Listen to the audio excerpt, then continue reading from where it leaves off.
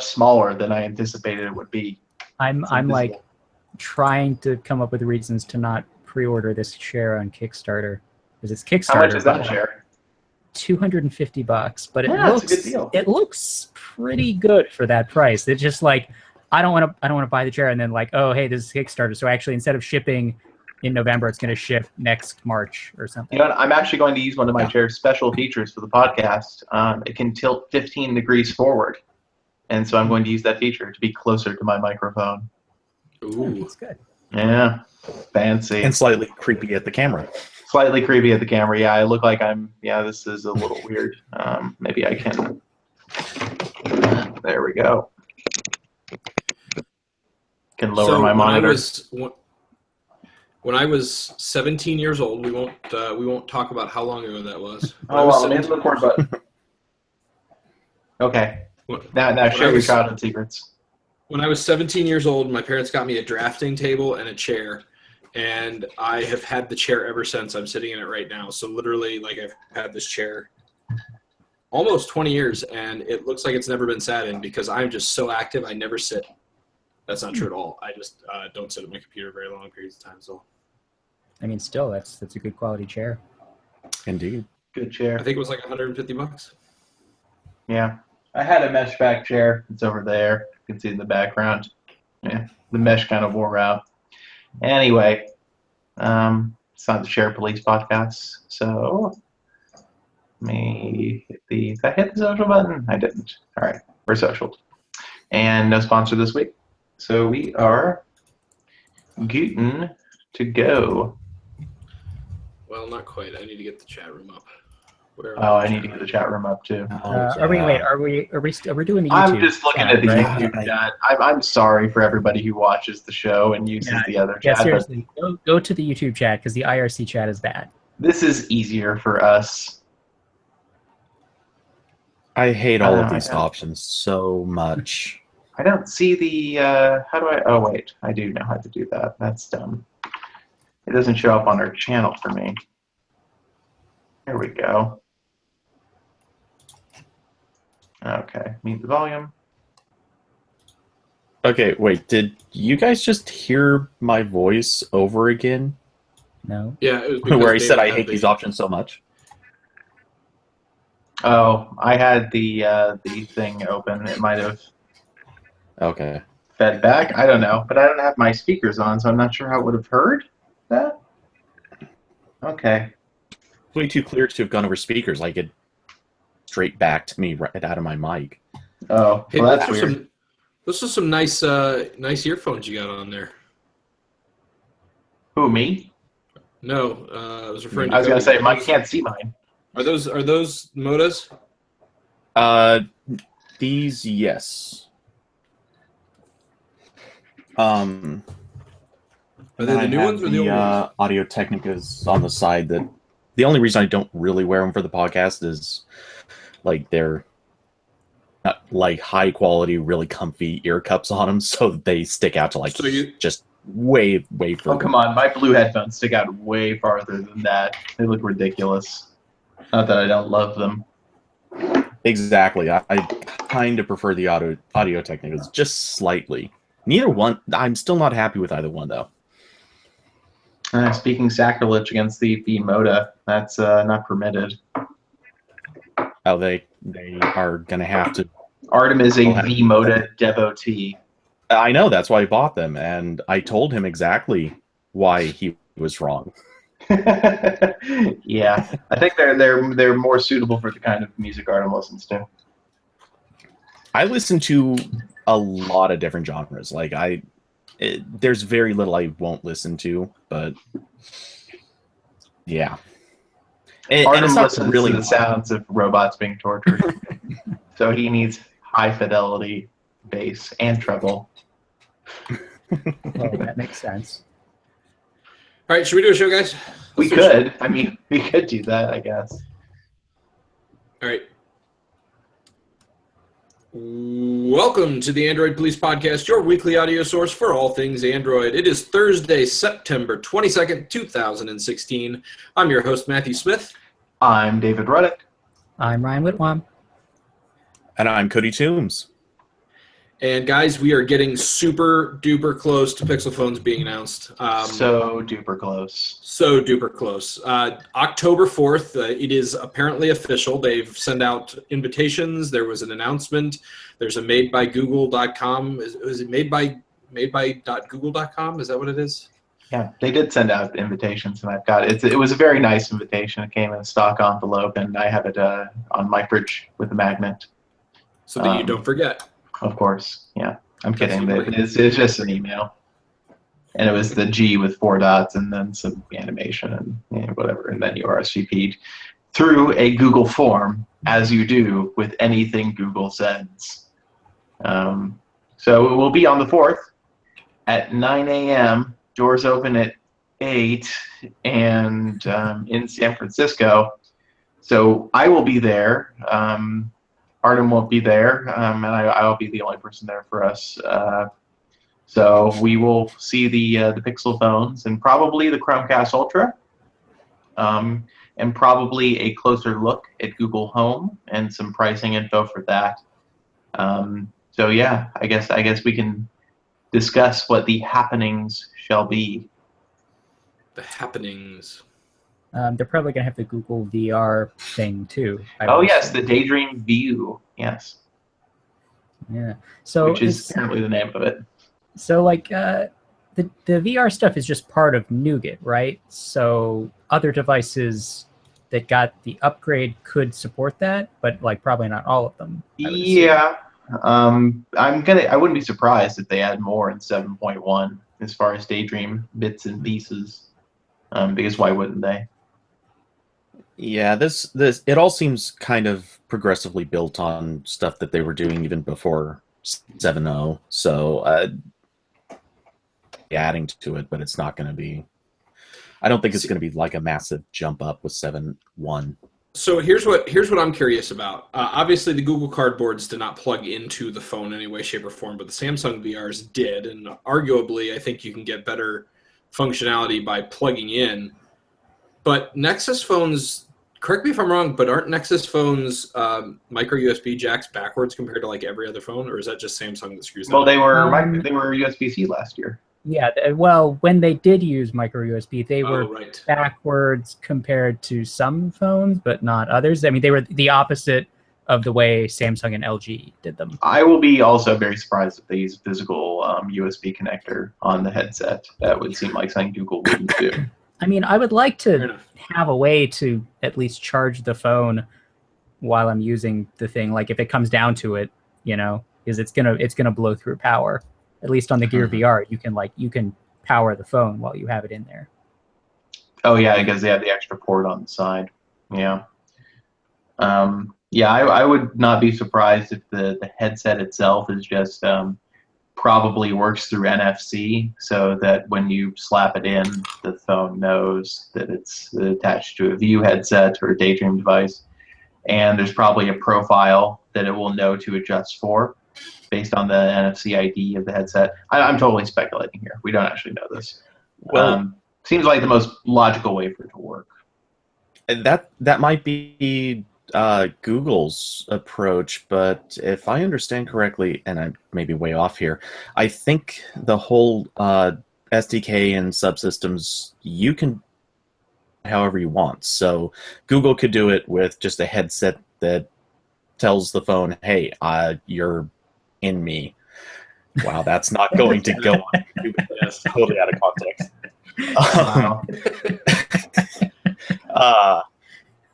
Else could obviously build a headset that would plug into a phone and do its own thing. So, I mean, it's not implausible.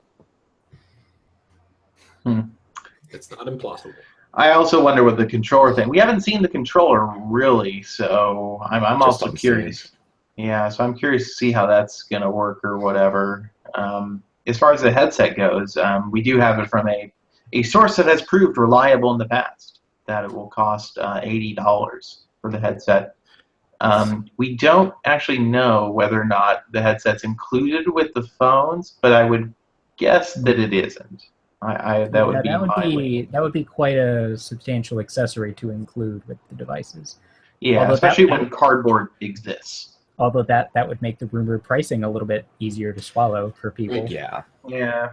So, of course, speaking of the rumored pricing, $649 being rumored as the starting price for the smaller of the 2 Pixel phones. I think if it came out at $649 for the Pixel XL, I don't think anybody would really think too much of that. But $649 for the smaller is that's right up there with iPhone and Samsung pricing. Yeah, that's a little bit more than the Galaxy S7 costs. Yeah.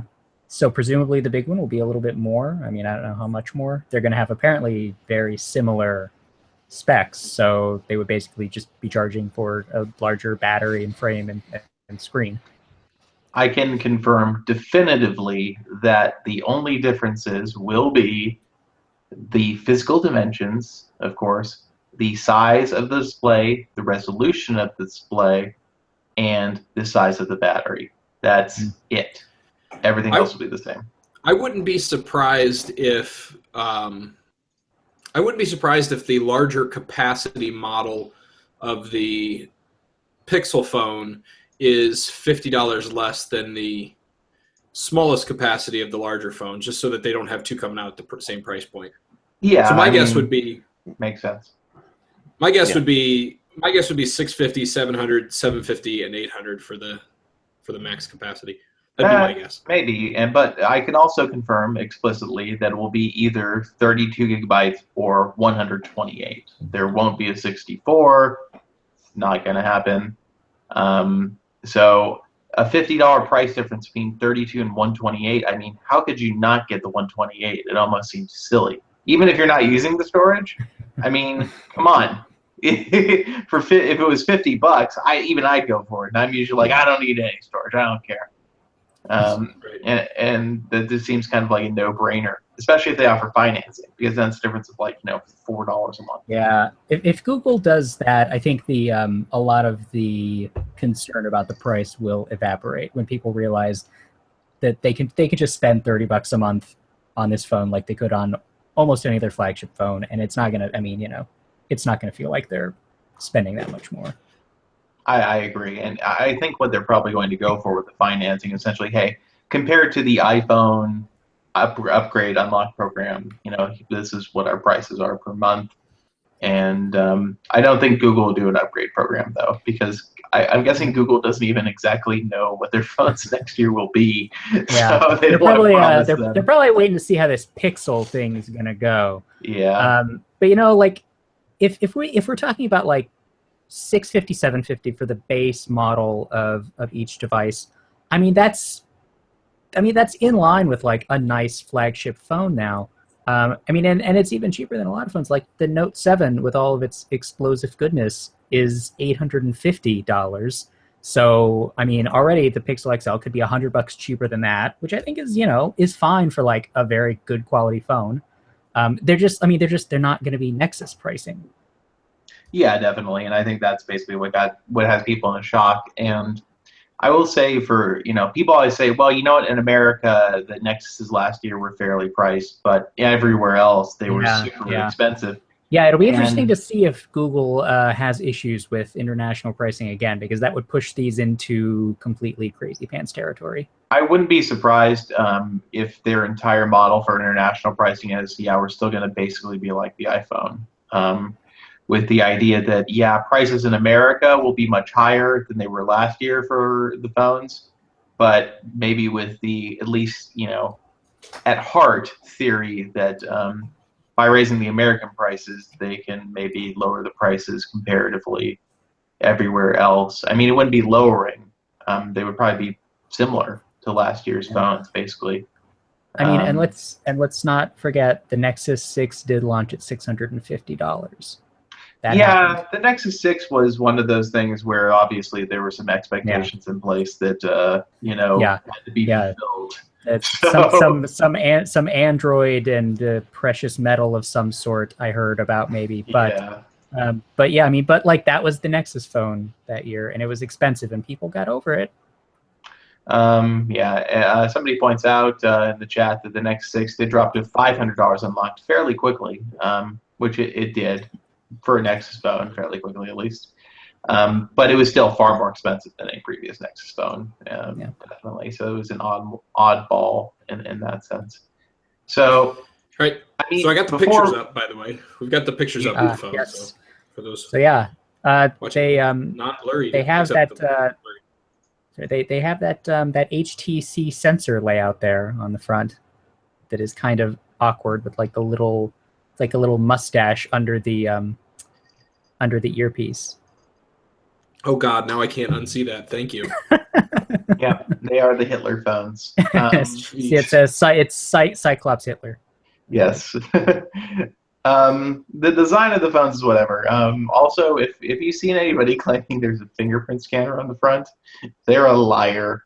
No, also, that's just an engineering mark or something. It is. It's an engineering watermark. And as far as the G on the back, so from what we've heard, none of the tester devices out there have the G on the back. That's probably just because they're tester devices, and they will have it on the retail version.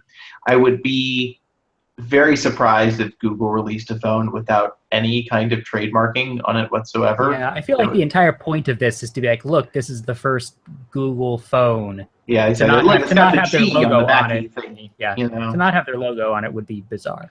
Yeah, it would be very strange. So I think that'll definitely be there. As far as the design, yeah, if you're, there are 3 colors, supposedly. So you have the aluminum in white that Matt just popped up there. That is going to be the mainstream color, obviously, that they expect to sell the largest volume of. And yeah, it is a white, aluminum. I mean, it's inoffensive. It's silver, like cars. You sell the most of a silver car or a white car. So I think that's kind of what they figure. White front and then silver aluminum color back with a white glass inlay on the back there. The other color is going to be black with and it's black as in a really dark gray, it seems like, because nothing is like... Would you describe it as space gray? I would say it's darker than space gray, deep space gray. Ooh, deep space gray. Nice. That's the title of the episode. Well, I need to write that down. Deep space gray. Okay. Anyway, yeah, the deep space gray model will have a black glass inlay above the around the fingerprint scanner, and then the front will have a black surround on the glass, and then there is a third color, which is electric blue, which we haven't been able to share, and it made frustrating. Super bright blue. Oh, it's so blue. It's like is red is the red Nexus 5 we should hold on. Let's try to find look up like a color code for the blue so that we can just tell everybody. Yeah, it's like the color code. It's like a deep, rich sky blue is what I would call it. It is like it's almost like a watery blue. So it's not pastel. It's bright. Yeah, it's like not neon blue. It's like 1276 FF.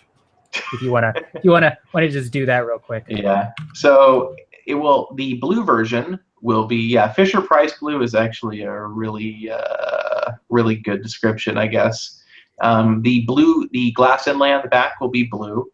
The color on the front is white. So it has a white fascia, which some people will not like at all. I think it would look weird with black, though. I wouldn't want that color with the black. I don't know how it would look if the fascia was matching blue. I might prefer that personally, but we'll see. Yeah, I mean, I can maybe get behind this because when I had an original Moto X some years ago, that was almost the exact color scheme of my phone. Like it was like the bright blue back and a white front, and it was nice. I don't mind the white front on a phone, but I haven't used. I'll admit. Well, no, I'm looking at my desk. I have used many phones with white fronts. I lied. I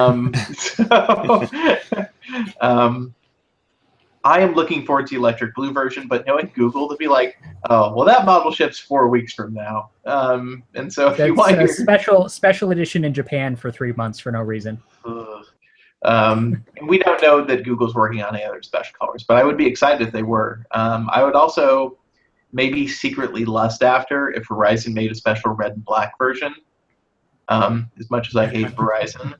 But that would be kind of cool. I'm not saying they're doing that. I have no reason to think that. but I think it would look cool. So yeah, those are all I can say is colors. thing with white bezels. I despise it. If I walk into an Apple store, like I just almost want to avert my eyes from the iPads. Cody walks for that into an reason. Apple store and starts throwing all the white iPhones. That sounds like the beginning of a really nerdy joke. So Cody walks into an Apple store. Yeah, some people the Will- white bezels they really don't like. They don't bother me too much, so I'm not terribly concerned about that. We should talk about the other not Pixel products because Pixel phones leaked 10 ways Sunday, and everybody's Yes. read about them. So the Chromecast Ultra. I mean, as far as I know, the big thing is it'll do 4K. I don't even know if it'll do HDR. I kind of don't think it will because it's a mobile chipset you have to put in that thing, and that would be interesting to claim to handle that kind of that data throughput. Well, do we know how much money they're going to charge on that? No. I would bet $50 or 49. Yeah, that would be kind of where I'd expect it. But to be fair, if it does do HDR, I could totally picture. I mean, maybe they're using a specialized custom chipset or something. Maybe. You know, if they're doing that, I could see them charging just a little bit more, just bump it up to like a 59. And Yeah, if it could do That would HDR, I could totally definitely be see that believable. because I mean, if you're spending a lot on a television and that has that capability, then yeah, it makes sense they would want to do that. So, but again, though I don't have any reason to believe it does at this point. Exactly. But at the same time, like it would be really weird to put out a Chromecast right now that doesn't do that. Like they kind of missed the boat on 4K anyway. So Yeah, there's a whole situation last year where everybody thought they were going to do a 4K Chromecast, and then it never happened. This was based on, there's this whole thing, 9 to 5 Google. They published slides that basically somebody saw a Googler working on at a public place, which, hey, that, as far as I'm concerned, that's fair game, man. If you're working on confidential material in a coffee shop, you're probably not doing your job right. At least sensitive confidential material. So there's talk of a 4K model, and it sounds like that whole thing got scuttled. I'm not surprised about that because a lot of things you hear about the 4K compact streaming devices is they aren't very good. They're very slow because 4K resolution is a huge amount of data to handle. So maybe they held off in the belief that either A, they could do their own kind of silicon for it, and put together a bunch of parts and make it work, or maybe they just thought that by a year from now that a partner would have a chipset that could do it better. I don't know. I am curious about the Chromecast 4K. I don't even have a 4K TV though, so I don't know what I want out of it, but I am curious to see what they do because eventually I will get a 4K TV. Just not yet, but maybe soon. I would like to think that there's something else distinct about a new Chromecast. I don't know how or why, but I just want to hear them say, and this year we have a remote.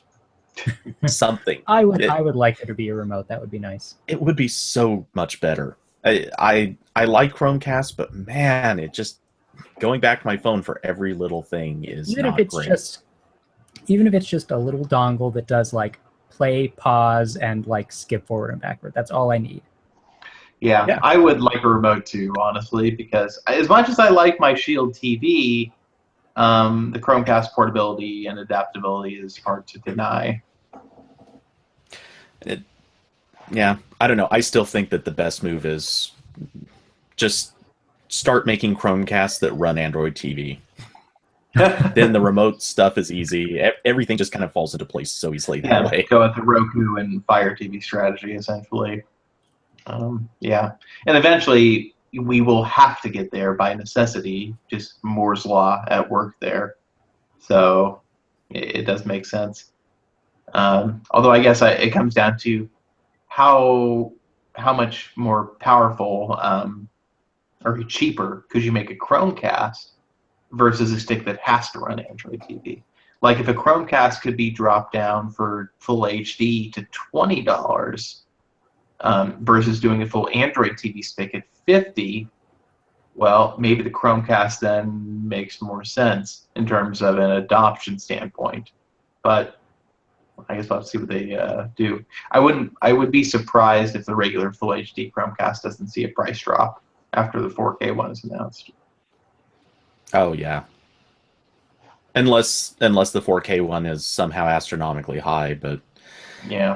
They've gone for a while, and the regular Chromecasts are always discounted anyway. Like you can't go straight to the Play Store and buying them at just the right times. You basically can't get them without like a $5-10 discount. Yeah.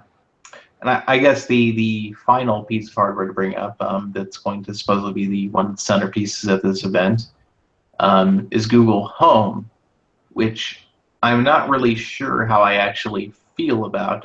I don't have any smart home devices, and I don't plan on investing in any because I don't really like smart home very much. I don't think it brings much to the table.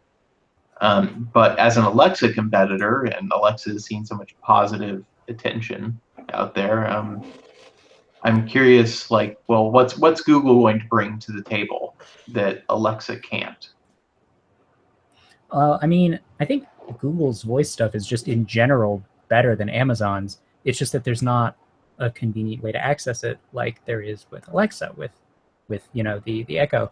Like, I mean, I was visiting my parents recently, and my dad at some point he was on Amazon and saw the Echo. He's like, hey, that's cool, I'm gonna buy it, and he like loves the thing. He talks to it all the time. Like, people are into this, and Google's just like has all this awesome voice stuff without like an easy way for people to integrate it into their lives.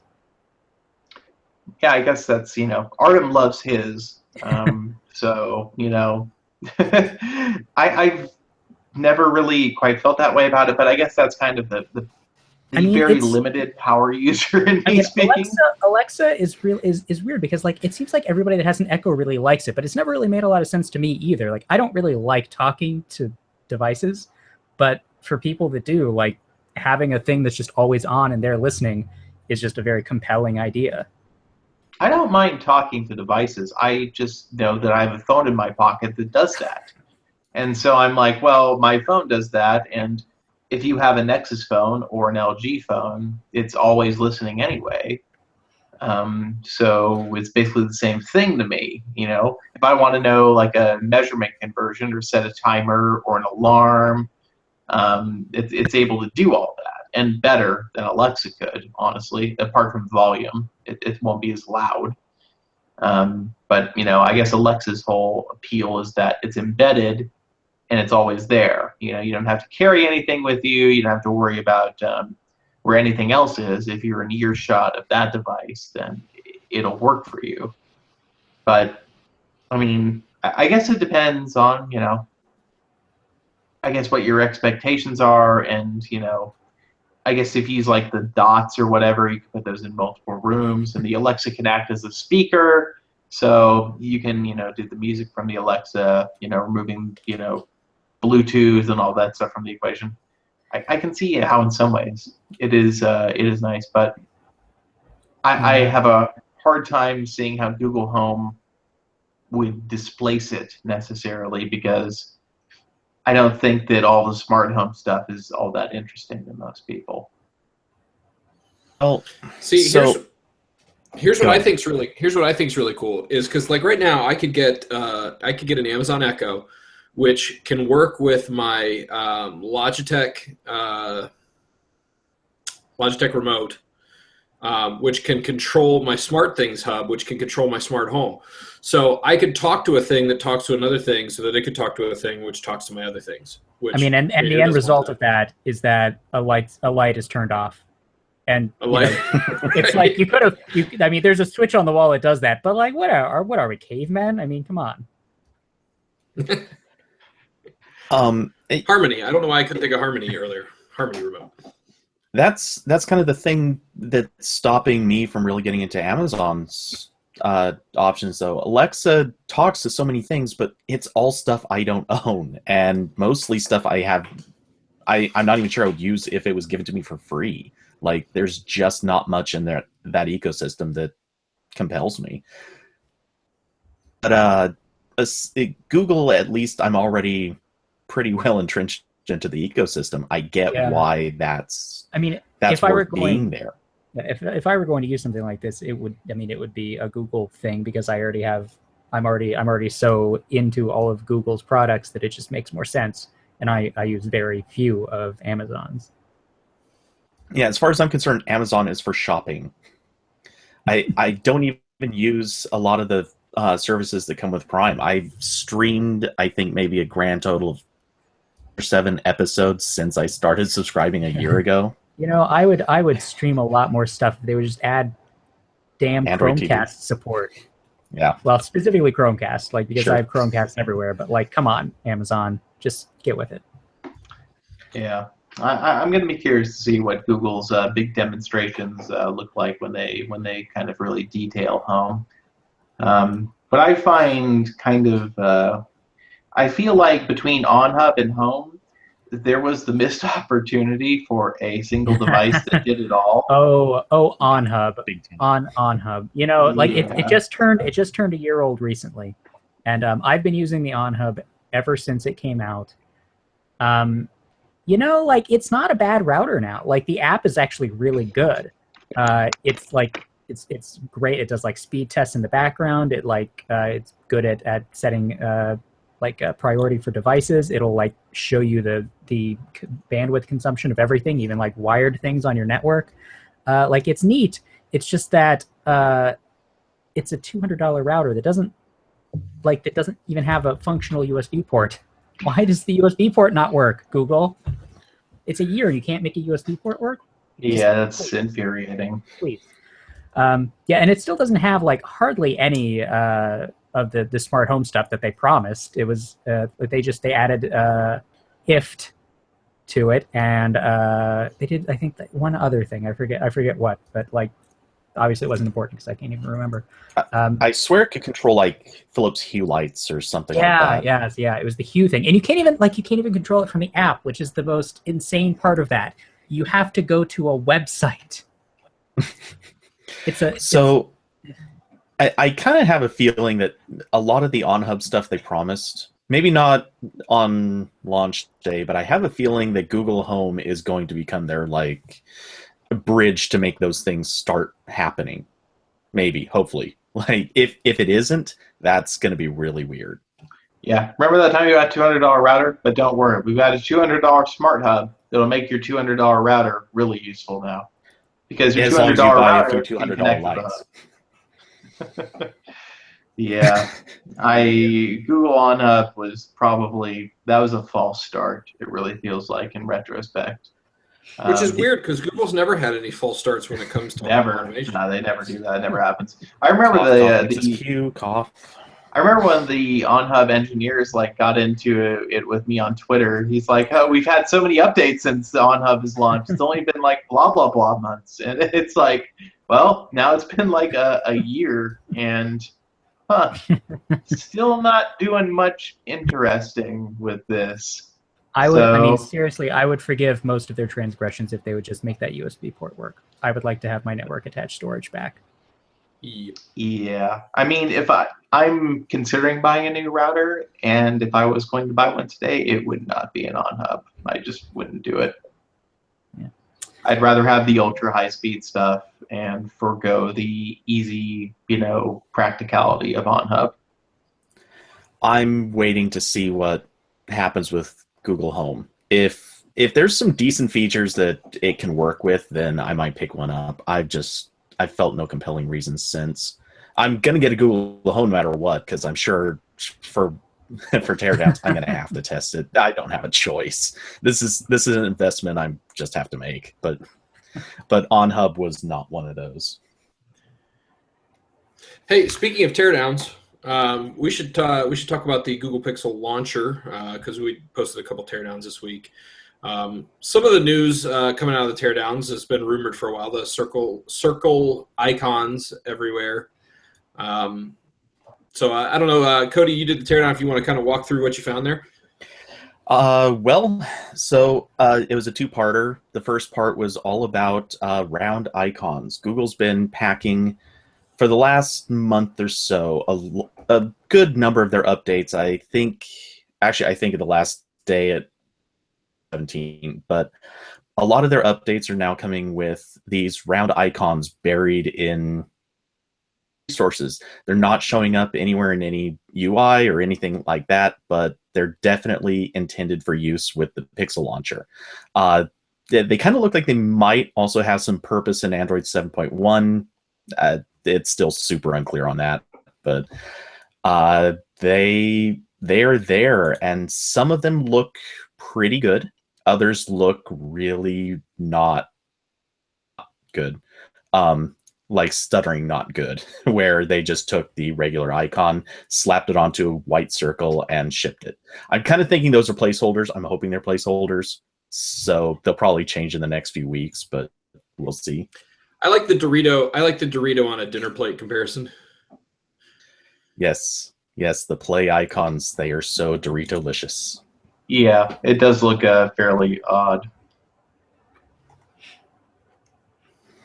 So, yeah, and needless to say, people are freaking out over the circles because people freak out over design changes. On this one, actually, I'm not sure I like it. Especially Liam, but he's not here this week, so. Yes, I will agree that it's arbitrary. Because I always liked that Android had these nice, clean, individual shapes for icons. An icon could be whatever it wanted to be. But alas, no be more. together, not the same. Icons. This isn't defiant of Android's slogan. It's damn straight. Be the same yet slightly different is the new slogan. Like some of you can look like a circle, and some of you can look like a Dorito on a dinner plate. Be the same, or get in that circle, you jerk. Great. I always felt oh, never mind. It's okay. We can move on. Yeah, we should move on. As much as I don't know that anybody actually wants to talk about it, but Allo, came out this week, and it was a long time coming, and I used it once. I got it and I used it once.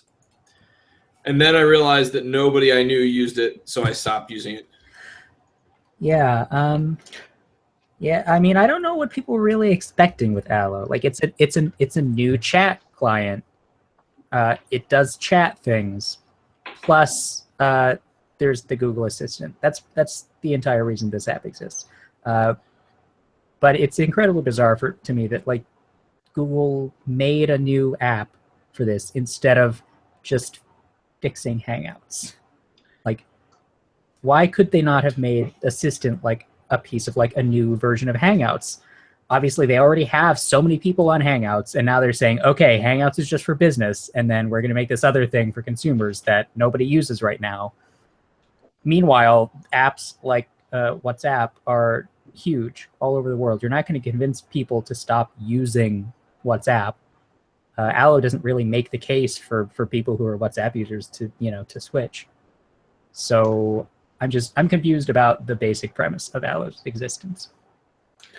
So when they first announced Allo on stage, I was convinced instantly that it was a terrible idea. I thought it was going to be a day one come out, would use it to play with it for a week or a month or whatever, quickly realized it was going to dead end when none of their friends would join, and that was it. I'm not convinced that was wrong. I haven't changed my opinion yet, but I honestly, having used it just a little bit, I don't think it's as bad as I expected it to be. I mean, it's a capable chat client. Yeah, it functions. It does what they promised, which, no offense to some of Google's teams, but that's not always been true on day one launches for some of their apps. You can at least see how it's supposed to be used, what it's supposed to do. I still completely hate the fact that it's one phone number account sort of stuff. That's insanity. That's the deal breaker for me. The ridiculous way that it handles your account in the app. You can only have it registered to a single phone, which for me is a big problem. But even for regular people, I think that's an issue, because if you ever whenever you get a new phone, or if you should break your phone and need to get it replaced or whatever, you're going to lose all of your stuff. Like your chat history, your account name, your avatar, your contacts, like all of it is gone. Like you register it with a new device and it's like you've never used the app before. It's just a bizarre choice. Well, my problem with it is I need a web interface. Or not need, but I want. I spend 5 to 6 days a week not leaving my house or barely leaving my house. And when I get a message, if I get it on this, I mean, that's fine. I'm good getting a message on my phone. But if I can, I'd rather respond with a keyboard. I have this in front of me. Let me use that. That's why I liked Hangouts. That's friends to move to Hangouts or Messenger or something. It's also very strange that they couldn't come up with some way to make Allo function like on a computer. I mean, it's attached to your Google account. If you go into the settings, it recognizes like who you are in Google. There should be some way to connect that in Google's backend and make it functional online. So, which leads into a really complicated, messy subject. But the underlying protocol, and forgive me, I can't think of what it's called right now, but the SMS protocol they're replacing, it works over carriers, and carriers will have that ability. But you have to use it with the carrier, or at least that's my understanding. So the message comes into the carrier, they forward it to you, but their own relay, and you'll be able to sign into it and use it from your computer, from other apps or whatever. So, I mean, it's possible. It's just not possible yet. And this is all too early to make that happen. I think that's something that somebody should have been able to roll that out from day one, just to say, hey, look, we know you want it. Here it is. It might even only work on one carrier, but that should have been there day one so people could understand it was possible. We're talking about RCS, right? Yes, that's it. So my understanding is so RCS is a standard, but carriers are doing their own like tweaks to it, aren't they? It's kind of like VoLTE, where it's kind of based around the same stuff, but carriers have their own junk in it. Now, I'm not enough of an expert to really say, but my understanding is they have to add support to their systems for it.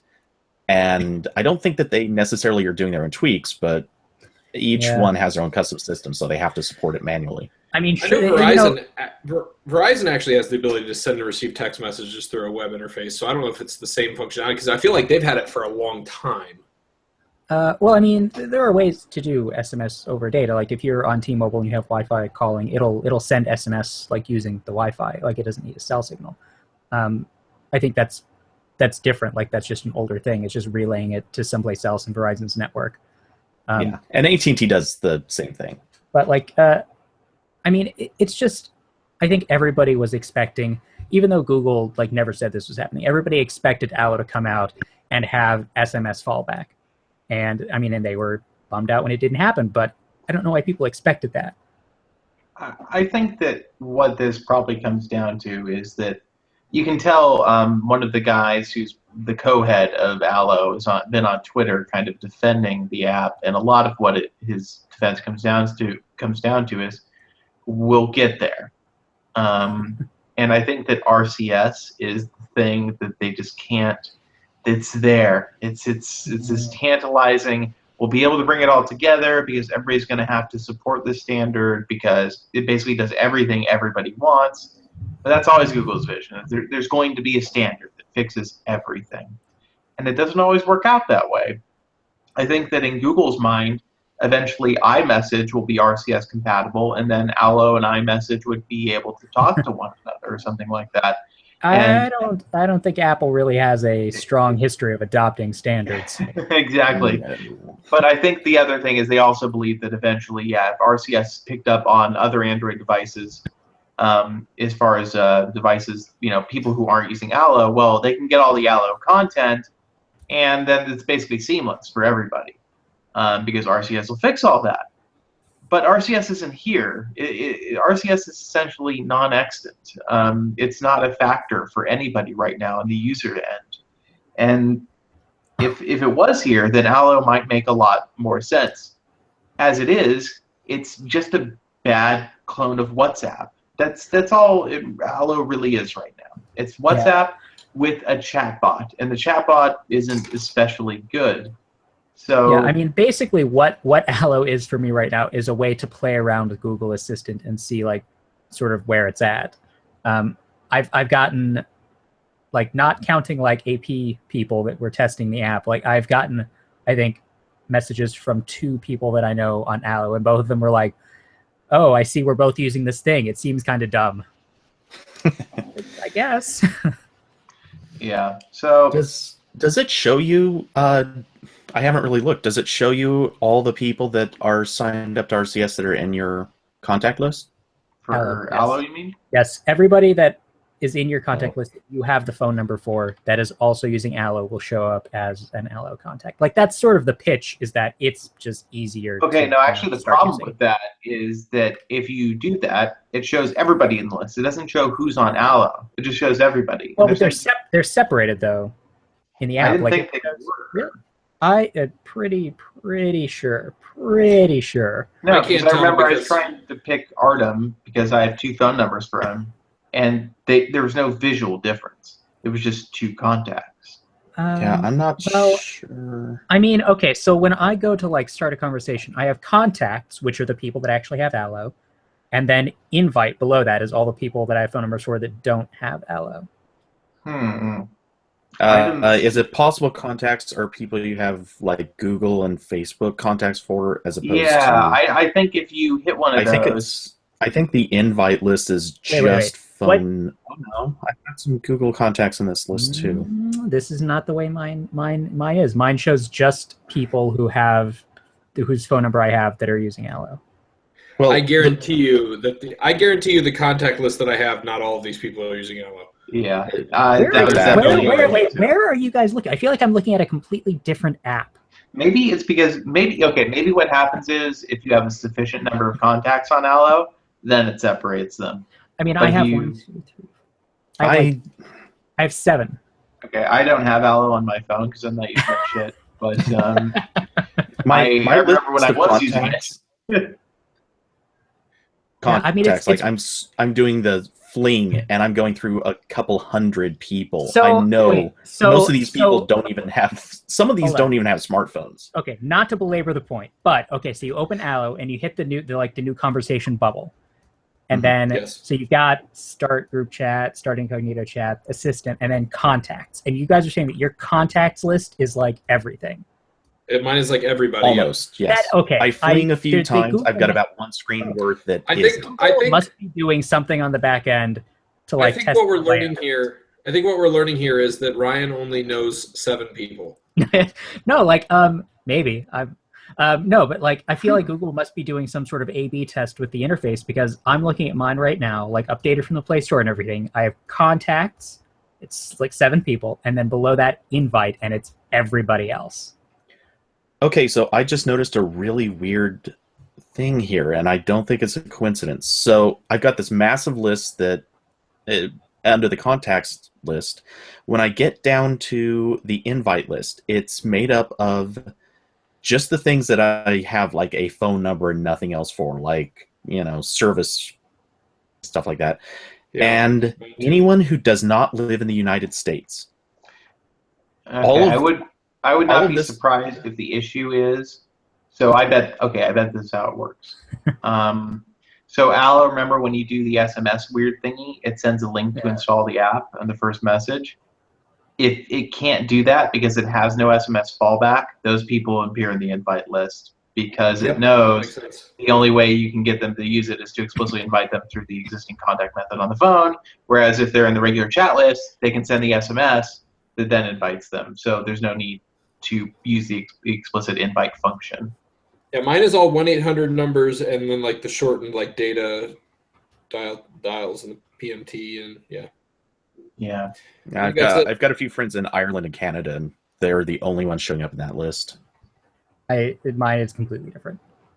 Weird. That's weird. Okay. Well, such as it is. So I will say that the thing about Allo is there's no reason for anybody using another dedicated chat service to switch to Allo. If your big concern is that Google Assistant is something that's going to change your life, it's not. It's a novelty, and it's an impressive display of Google's AI capabilities in some situations. But the idea that this is better than using Google search or voice search or using your browser, you'll never make that sale to me. I am skeptical in general of chatbots. I don't get why that's a thing. I would just rather search the internets. Yeah. All right. Well, I think that's going to wrap up the Allo talk. We could probably find more reasons to hate on it, but it's probably not necessary at this point. At this point, we should probably hate more on Comcast and Verizon because that's our next story, and they're super easy to hate too. Let's be honest. So I don't know. This is just kind of a little snippet. We don't want to spend a whole lot of time on it, but Comcast apparently going to be opening a Verizon MVNO next year. Of course, that apparently was part of the spectrum sale they made to Verizon, that they had to allow them to do an MVNO on their network. So yeah, that was, if you want a good network with a terrible company running it, and you don't want it to be Verizon, you have another choice. So I'm guessing that this is just Comcast is doing this because AT&T has a satellite service now, and AT&T offers phone, satellite, mobile, and landline internet. And so Comcast is like, listen, guys, we got to get on this quadruple play fuck business, because if we don't, AT&T is going to out quadruple play us. That seems like the only reason. Yeah, the only way they're going to be able to sell this is bundling it for like free with other stuff, because nobody will voluntarily do business with Comcast unless they have a monopoly on your cable. Yeah. Michelle says, I wish I lived in the U.S. just to see how bad Verizon is personally. The prices are what will astonish you. There are some countries where data prices are higher than America, like exponentially higher, but most not so much. Verizon service is probably like, if you want like, I don't know, but Verizon packages are like what, I want to say like 2, 5, and 10 or something. I'm not familiar with the most recent things because I don't use them.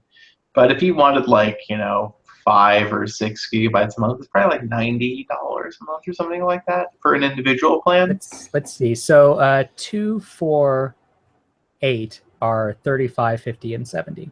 Plus the device access fee. Plus so 70 plus what, 35 for the device access fee or something like that? Oh God, I don't know. I would guess. It's 20. No, wait, it's $20 per month for a smartphone. Oh, okay. So $90 a month for 8 gigabytes of data for an individual plan plus taxes, which usually will probably end up meaning like $100 a month, essentially, depending on your state. I'm pretty sure that everybody who uses Verizon in the States has a family plan with like 7 people on it who aren't even their family, just so they can afford it. Yeah. I pay AT&T minus my device payment fee for my Nexus 6 that I bought ages ago. I pay them basically $70 a month for 6 gigabytes of data a month. And just again, for the non-US people, that is easily the second most expensive.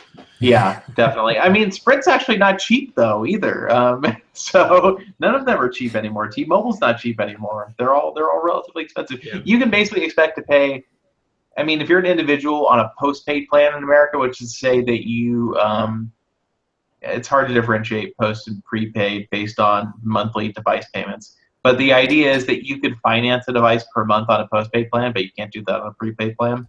Like, you can expect to pay at least $700 a year. And most people are probably paying over $1,000 a year for their carrier service. So, yeah. Yep. Now, some people are on prepaid plans and paying like, $250 a year, and that's great for you. But that's not most people. So. Well, at least with options like Ting and Project Fi, it's to get decent service, iffy, I guess, depending on where you are. But, you can at least get decent service out of that now. Yeah. It's real-ish. Yeah. Though I can honestly say is for all Verizon, I used T-Mobile for 2 years, switched back to Verizon, and I do have to give them a lot of credit. Their network is really rock solid. Yeah, T-Mobile's, it's all regional. T-Mobile, yeah, fair enough. T-Mobile's network wasn't bad, but it's just there's a difference between not bad and just being like you don't even notice Verizon's network because it's just kind of always there and always working. So yeah, see, where I live, it's actually kind of the other way around. T-Mobile is really good, and Verizon is kind of not great. I will say this.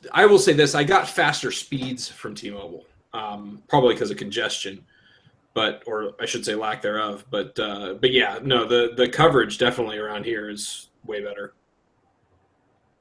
Yeah, where I live, AT&T right now is frustrating me. Unfortunately, AT&T in LA is usually consistently shitty. It's always there for you, just not very good. Whereas T-Mobile and Sprint, that's like if you're outside, they're great. But if you're inside, it's anybody's game. You could have no signal at all. And Verizon is very hit or miss. In really congested areas, Verizon is terrible, demonstrably worse than AT&T. But good building penetration, good geo coverage. If you're, in a more obscure area, Verizon is usually pretty good. But yeah, it's all regional. It's going to vary so much depending on where you live. All right, let's move on. I think it's mandatory that we mention something about the Note 7 every episode. So I guess this time we will mention October 21st is the date, and green is the color, battery icons. What's funny is apparently Verizon and AT&T are already selling new devices. They're selling new ones. Yeah, so not just replacements. They were probably supposed to keep those for replacements, I bet. I wonder if it's their discretion. I wouldn't be surprised. Like Samsung probably is like, listen, we aren't going to advertise to customers that new ones are available until the 21st. If you get angry people saying you ran out of replacement Note 7s, that's on you.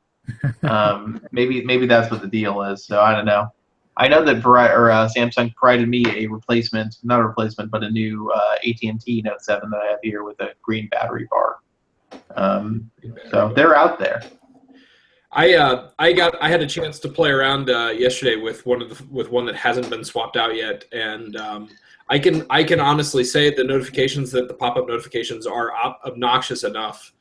If you were possibly hedging on not swapping it out, you would be convinced. I'm sure they're eventually going to have to do the 60% battery thing in the U.S. because there are some people who are just like, I don't need a person's phone. It's no big deal.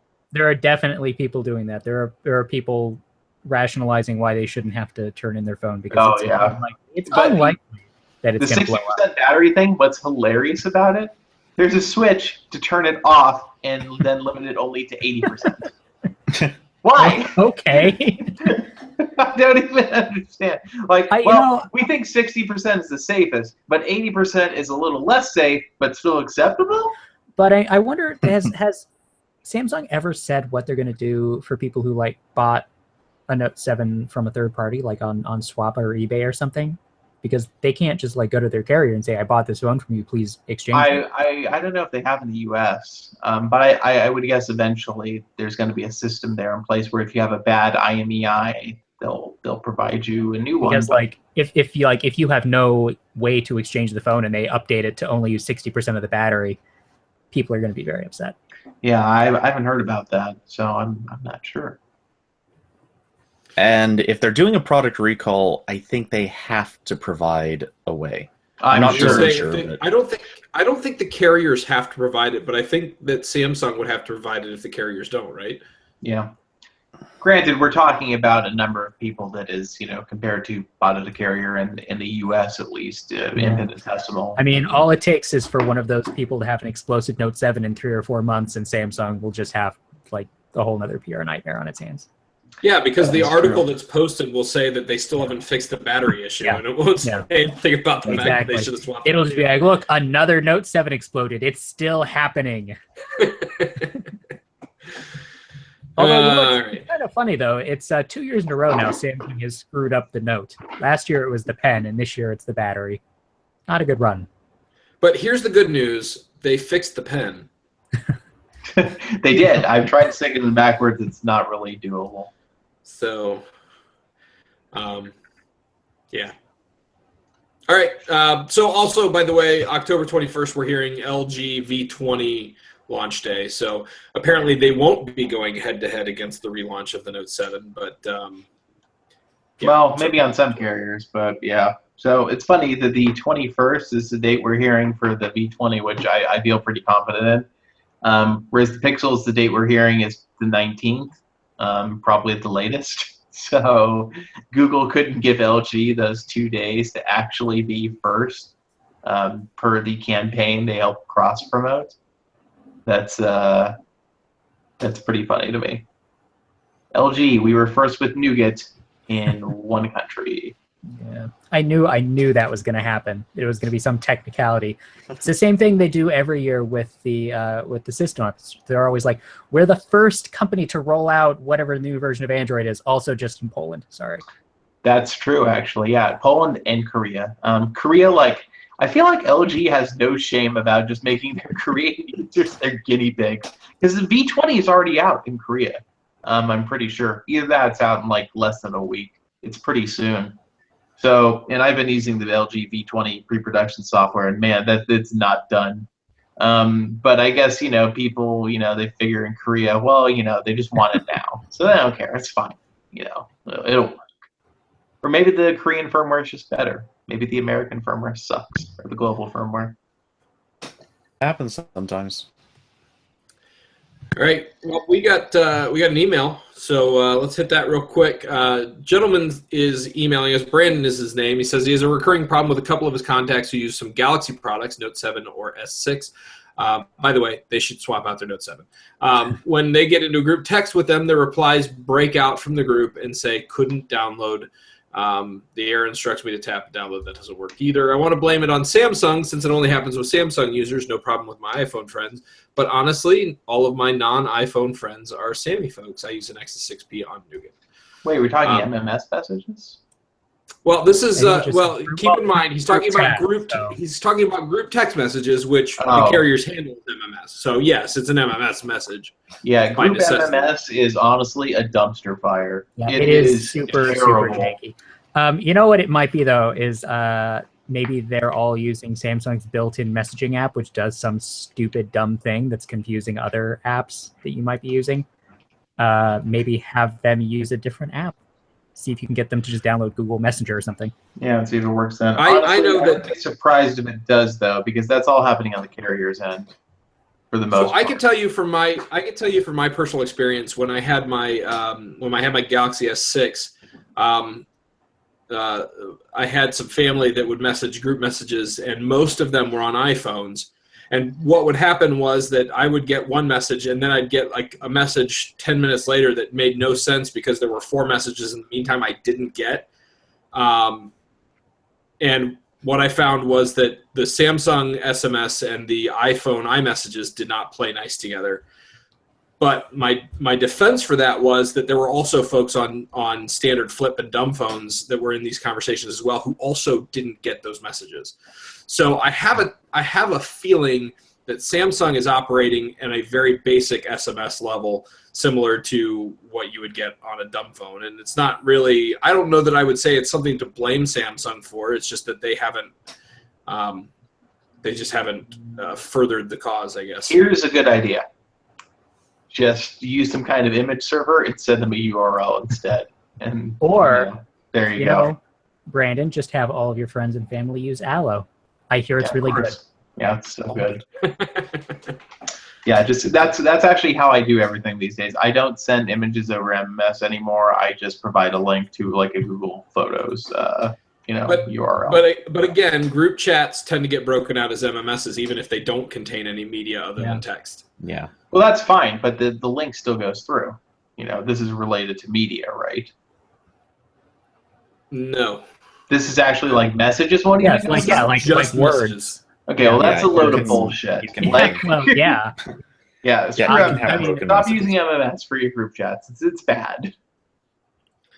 Just use some anything else, whatever. Yeah, just use smoke signals, carrier pigeons, whatever you can get away with. I will also say that I've had similar conversations using Textra on my Note 5, and I've never had any issues. So I think I think, honestly, if you can talk your Samsung friends into just getting a better messaging client, it'd probably help. So, first would be getting a better messaging client, and second, it might actually just be a good idea to tell everyone get off of using MMS or in group messages and whatever they've got built in, because it's clearly just not working. Yeah, seriously. Even switching to 2005 Facebook called, Messengers. It sucked back then, too. So... Well, common sense. If you tell someone, hey, guess what? Your messages, you're sending them, I'm not getting them, period. Put it on them. Make them understand that they're doing something wrong, whether they are or not. They're doing something wrong. I'm sorry, but people don't want to hear that their messages aren't getting through. They might blame you, they might blame your phone, but at the end of the day, you want messages getting through. Android versus iPhone war or something. I guess it depends also on what country you're in. If you're in America, just tell everybody to use Facebook Messenger, because honestly, everybody's got it. It's funny how much this differs by country, but yeah, if you're in America, Facebook Messenger. If you're not in America, WhatsApp. That's kind of your options. I hate Facebook Messenger. I don't have either one of those. I like Facebook Messenger just fine as a service. I don't like Facebook very much, but Facebook Messenger is okay. Here's how non-typical I am. I don't have either Google or Facebook Messenger or WhatsApp, but I do have Allo. I mean, that's the same situation I'm in. Or you can tell them to use Hangouts if you hate them. I do have Hangouts. Hangouts is okay for what it is. Especially after Allo came out, I'm like, Hangouts isn't that bad. It's fine. Yeah, I know, right? I was like, I'm just going to keep using Hangouts. It's pretty okay comparatively. It's like, what? This dumpster is like smoldering compared to the fire raging inferno that is Allo. The flames have been partially smothered in Hangouts. So I feel like I can hop in there and not immediately die. Yeah, Hangouts is so slow on Android. Facebook Messenger being slow on Android, I don't know. But Facebook Messenger does have a desktop client, which you cannot say of certain other applications. So.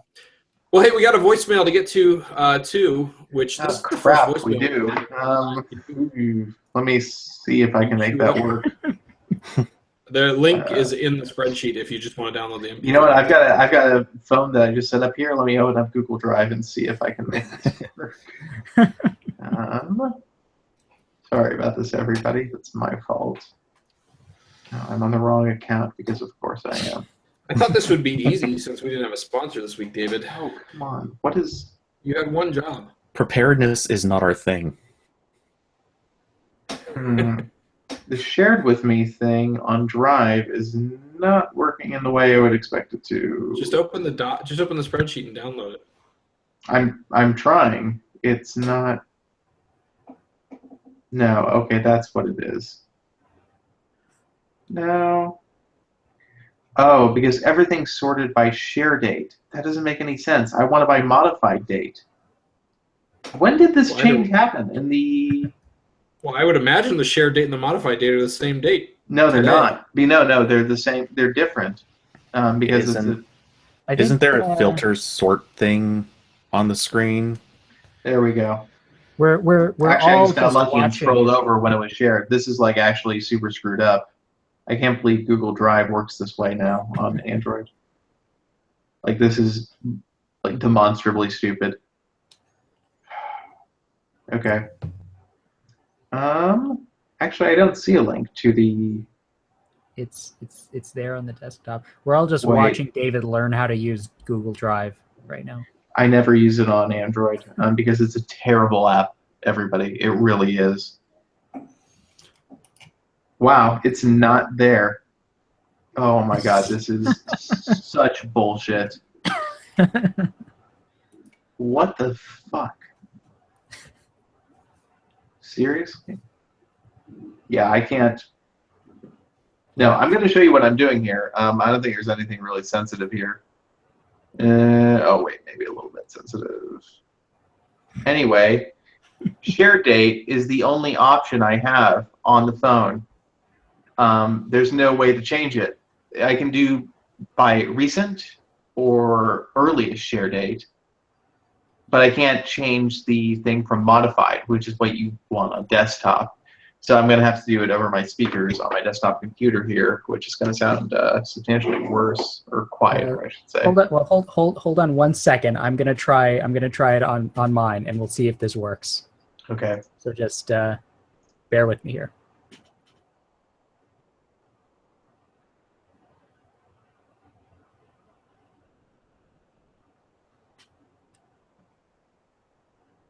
No, maybe not. It's not playing anything. Good job, Google Drive.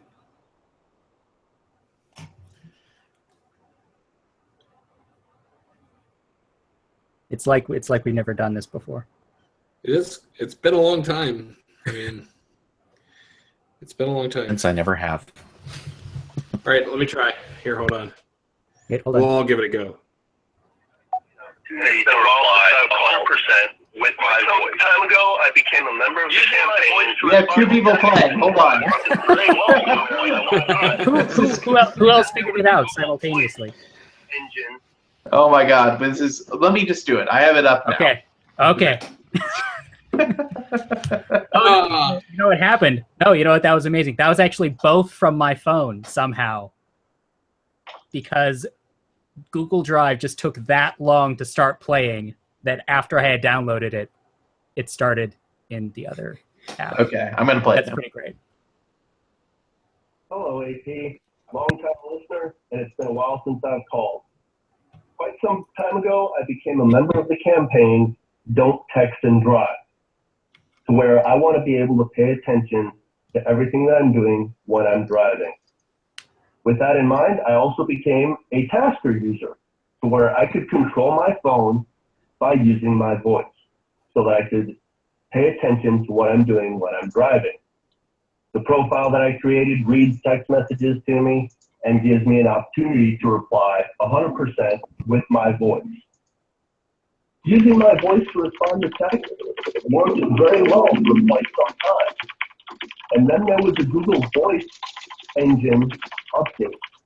Now, the majority of my voice commands, not only in Tasker, but outside of Tasker, the speech becomes garbled, where I have to proof everything that I send.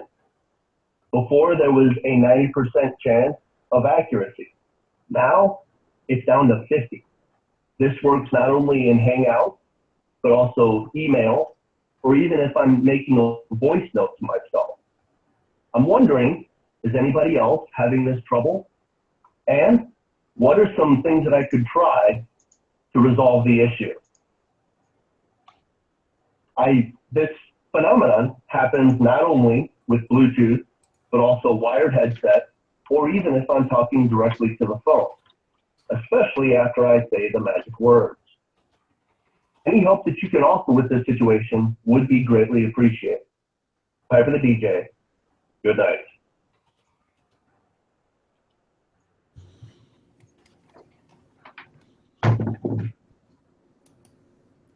I apologize for that massive clusterfuck of a situation. Playback. Oh my God. That's The good news is Post can fix all of that. it can. It'll be so smooth. It'll look like we know what we're doing. Also, I was so concerned with like the issues with the volume and sound that I actually.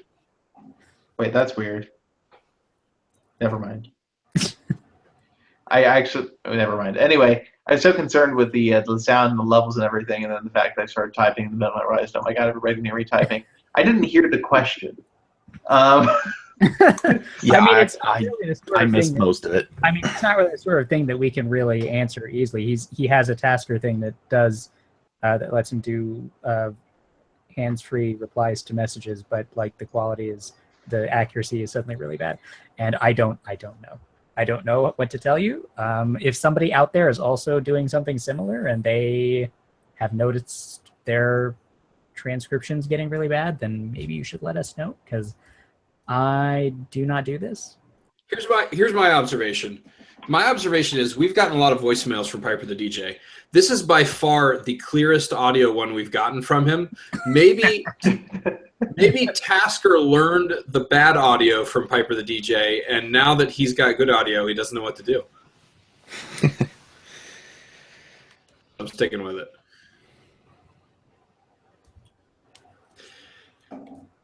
Yeah, I right, don't so have any we've answer got- on this either. Yeah, I wish. Yeah, I wish we had a better answer for you, but we haven't experienced it, and maybe one of our listeners can chime in via email or voicemail, however they would like. So, in the meantime, there's a giveaway going on over at the site. V-Moda Crossfade wireless headphone with custom shields, available to U.S. Readers only. It's available on AndroidPolice.com/contest. So get yourself entered to win over there. And if you have questions of your own, or if you wanted to answer Piper's question, you can email us at podcast@androidpolice.com, or you can call us at 530-HELLO-AP. That is 530-435-5627. You can also find us on Twitter at Android Police and Google Plus and Facebook.